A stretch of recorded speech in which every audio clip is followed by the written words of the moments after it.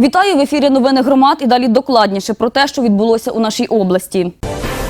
Красилівська ОТГ підбила підсумки виконання бюджету за минулий рік. На 1,28% громада недовиконала дохідну частину загального фонду. Це пов'язано зі зменшенням надходжень акцизного податку – майже 1,5 мільйона гривень. Ще майже 800 тисяч ОТГ не отримала у вигляді податку на доходи фізичних осіб. Ми не виконали бюджет. 98,72%.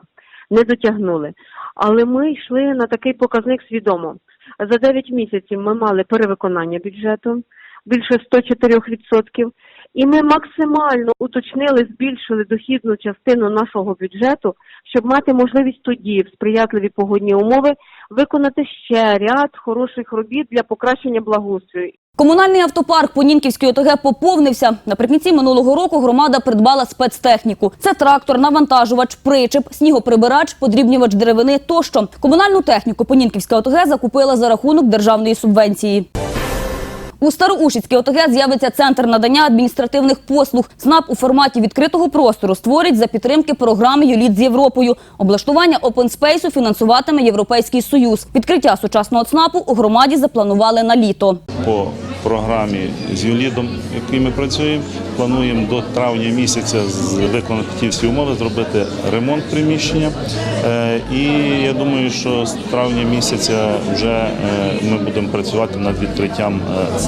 Міська рада Кам'янець-Подільського виділила гроші на втілення проєктів. Їх можуть запропонувати інститути громадянського суспільства. Конкурс у місті проводять вже вчетверте. За 3 роки вдалося реалізувати 7 ідей переможців. Найбільш успішний фестиваль «Бруківка». Умови участі проєкт розраховують на 1 бюджетний рік. Пропозиції від містян очікують до 1 березня. Ми, як міська рада, вже 4 роки видаємо такі кошти в розмірі 50 тисяч гривень для реалізації цих проєктів, для підтримки, скажімо, молодіжної політики. Ленковецька громада у грудні минулого року відзначила 3 роки з часу об'єднання.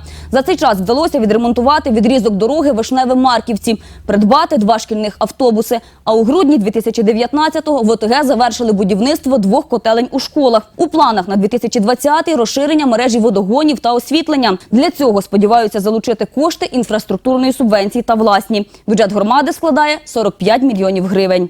Подаємо проект про будівництво спортивного комплексу в селі Ленківці біля школи, освітлення всіх населених пунктів. Будемо з коштів, які надійдуть на інфраструктуру, будемо використовувати ці кошти на освітлення. Проекти вже є всі зроблені. Старокостянтинівець Артем Харченко пройшов у фінал національної премії дитячих талантів. На конкурс надіслали заявки понад 5 сотень учасників у різних номінаціях. Артем у номінації «Обдаровані діти». Фінал конкурсу відбудеться у Вінниці 22 лютого. Переможців обиратимуть у форматі онлайн, пише Старкон Сіті.